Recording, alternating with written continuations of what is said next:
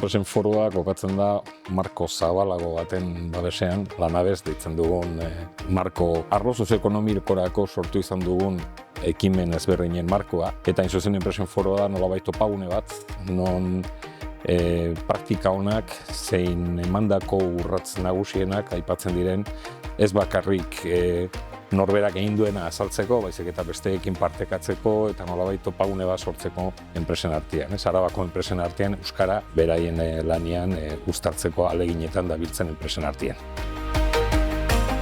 Euskararen inguruko irizpide batzuk zehazteko aukera izan dugu, komunikazioa egite ditugun komunikazioen inguruan irizpide batzuk izateko eta hauek hobeto aurrera eraman ahal izateko. Gure kasuan, euskararen sormenaren inguruan aurrerapaso asko eman ditu eta gure leloei garrantzi handia eman diegu.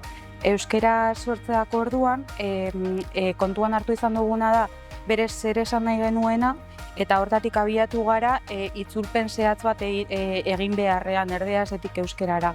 Euskaraz egin izan ditugu olako komunikazioak berez hizkuntza horretan, ez ditugu itzuli bakarrik.